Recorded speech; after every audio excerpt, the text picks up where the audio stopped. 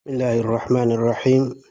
أشهد أن لا إله إلا الله وحده لا شريك له وأشهد أن محمدا عبده ورسوله صلى الله عليه وعلى آله وصحبه وسلم. أما بعد يكم حمدي الله تبارك وتعالى.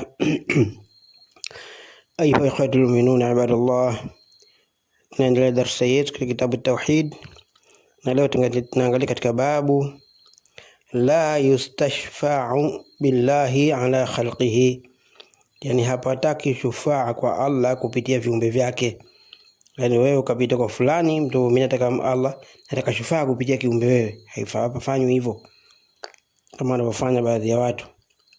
An Jubair ibn Mut'im, kwa hadithi kutoka Jubair ibn Mut'im radhiyallahu anhu qala, amesema Jubair, jaa arabiyu ila nabii sallallahu alaihi wasallam, alikuja arabiyu ni waarabu wa shamba mabedu wale, alikuja kwa mtume sallallahu alaihi wasallam. Faqala, akasema, ya rasulullah, ewe mjumbe wa Allah, nukihatil anfus wa jaa al-iyal,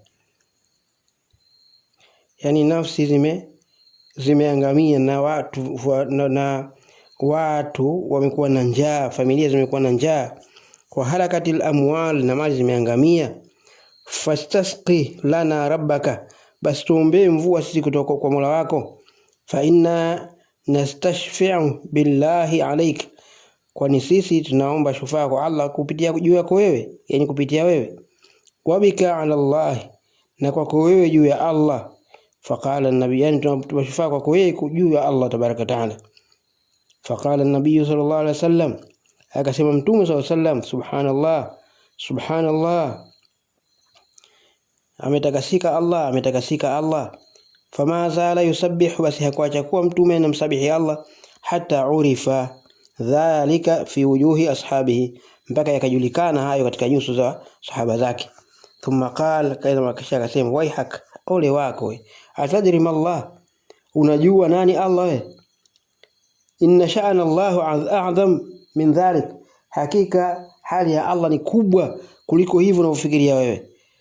Innahu la yustashfa'u billahi ala ahadin min khalqihi, kwani hapataki shufaa kwa Allah juu yoyote katika viumbe vyake, kwamba unataka shufaa Allah kupitia kiumbe fulani, hapafanyi hivyo.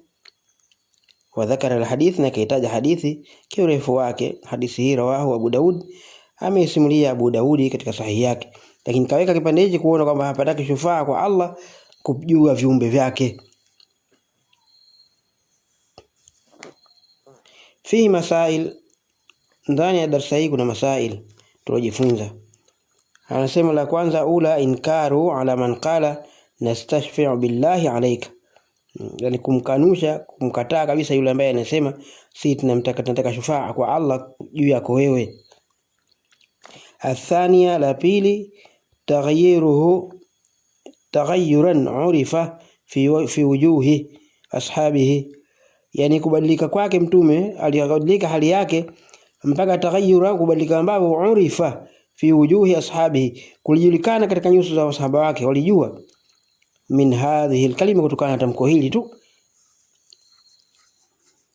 Athalitha, la tatu tujifunza, innahu lam yunkir alayhi qawluhu nastashfi'u bika ala Allah, hakukanusha hii nastashfi'u bika ala Allah, lakini aliyokanusha hii nastashfa'a billahi alayka, hii ndio aliyokanusha, lakini bika ala Allah hii sio aliyokanusha yeye.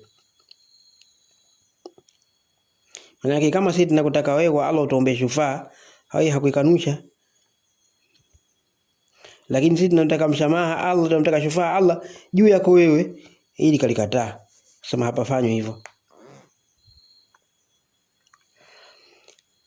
Rabi'a, mne, tambihu ala tafsiri subhanallah, matanabahisho juu ya tafsiri hii neno subhanallah. Alkhamisa, anna almuslimina yas'alunahu sallallahu alayhi wasallam la liistisqa, kwani Waislamu wanamuomba mtume sallallahu alayhi wasallam kwa ajili alistisqa, kwa ajili ya kuomba mvua, wanamuomba yeye aombe mvua kwa Allah tabaraka taala. Wamefanya hivyo Waislamu na wanajuzu kufanya hivyo, lakini walikataa hiyo istishfa'u billahi ala khalqihi, kumtaka shufaa Allah juu ya viumbe vyake.